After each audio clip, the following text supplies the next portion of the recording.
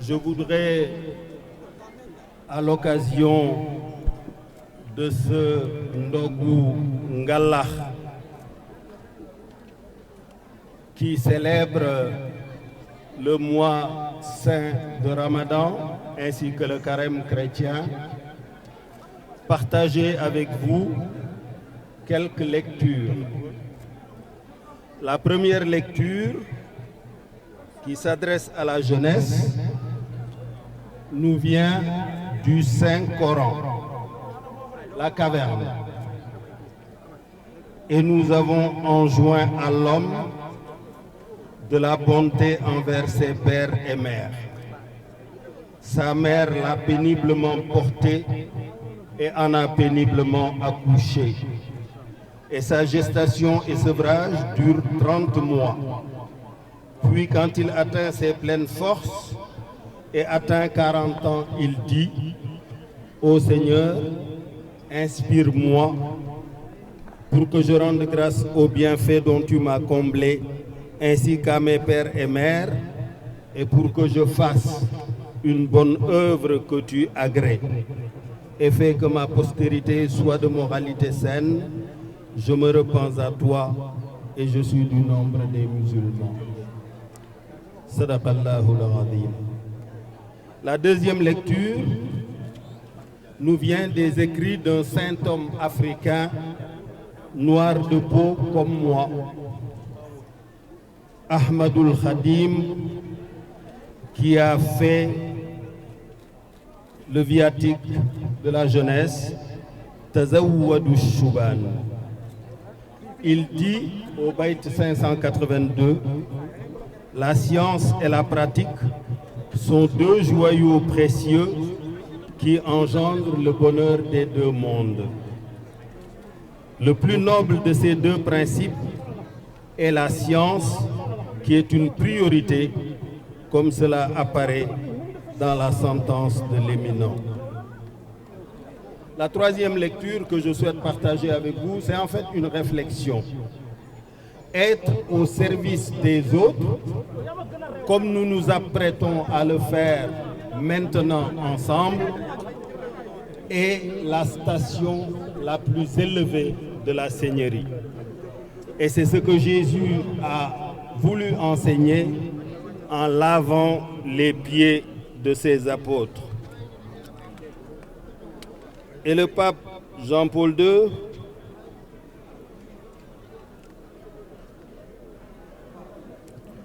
nous l'a rappelé le 19 août 2001 à Castel Gandolfo en ces termes. L'humanité du troisième millénaire a besoin de jeunes forts dans la foi et généreux dans le service de leurs frères. Elle a besoin de jeunes aimant le Christ et son évangile. Être au service du pays, être au service de notre continent, être au service de l'humanité, tel est le seul sens de mon combat politique, et c'est à cela que j'invite la jeunesse de mon pays. Cela n'inclut pas de brûler, de casser, de détruire. Cela implique de rassembler des pierres, de construire, de labourer nos champs et d'être bienveillants envers nos pères et mères. Je voudrais terminer par l'hymne à la jeunesse en vous mettant ou en vous faisant entendre, puisque là, malheureusement, l'équipe n'a pas pu mettre en place des écrans géants. Tout était prévu à la piscine olympique, mais à la dernière minute, on nous a exhibé une note disant que c'est le préfet de Dakar qui interdisait l'événement. Là-bas, à la piscine olympique, nous nous sommes pliés et nous nous sommes mis ici devant chez nous et nous avons obtenu formellement l'autorisation d'occuper la rue pendant quelques minutes. Donc on ne restera pas longtemps non plus après. Nous serons jusqu'au bout respectueux de la loi et nous invitons nos autres collègues acteurs politiques à en faire autant. Voilà ce que Serigne Cheikh Ahmed Tidiane Sy Al Maktoum, mon oncle et homonyme, dit au sujet de l'hymne à la jeunesse.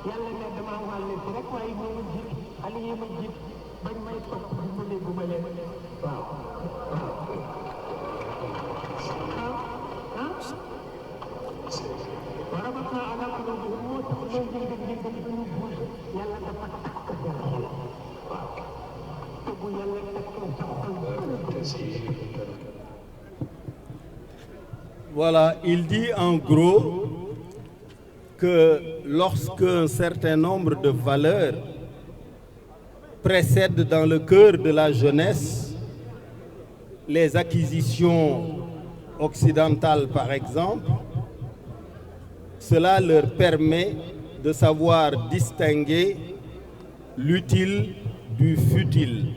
Cela leur permet de distinguer l'essentiel de l'accessoire.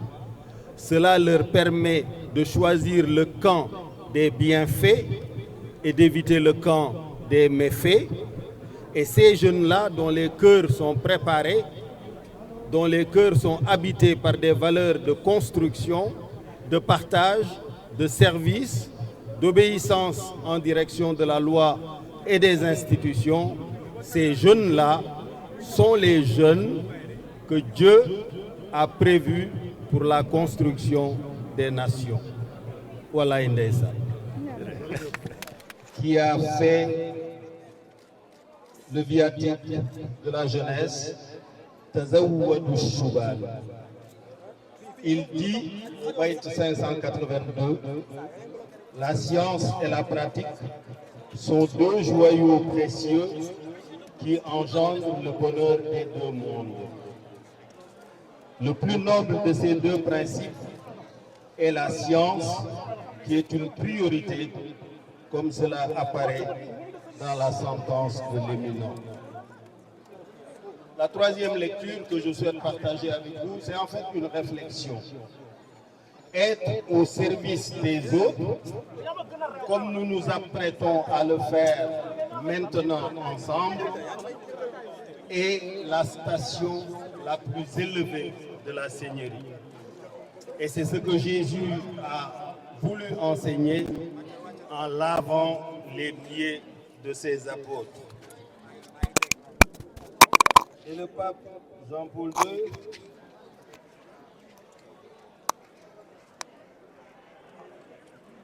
nous l'a rappelé le 19 août 2001 à Castel Gandolfo en ces termes. L'humanité du troisième millénaire a besoin de jeunes forts dans la foi et généreux dans le service de leurs frères. Elle a besoin de jeunes aimant le Christ et son évangile. Être au service du pays, être au service de notre continent, être au service de l'humanité, tel est le seul sens de mon combat politique et c'est à cela que j'invite la jeunesse de mon pays. Cela n'inclut pas de brûler, de casser, de détruire. Cela implique de rassembler des pierres, de construire, de labourer nos champs et d'être bienveillants envers nos pères et mères. Je voudrais terminer par l'hymne à la jeunesse en vous mettant ou en vous faisant entendre, puisque là, malheureusement, l'équipe n'a pas pu mettre en place des écrans géants. Tout était prévu à la piscine olympique, mais à la dernière minute, on nous a exhibé une note disant que c'est le préfet de Dakar qui interdisait l'événement.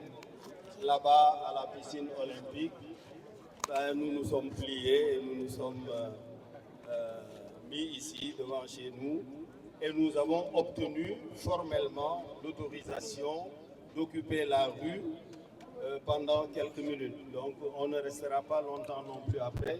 Nous serons jusqu'au bout respectueux de la loi et nous invitons nos autres collègues acteurs politiques à en faire autant. Voilà ce que Serigne Cheikh Ahmed Tidiane Sy Al Maktoum, mon oncle et homonyme, dit au sujet de l'hymne à la jeunesse.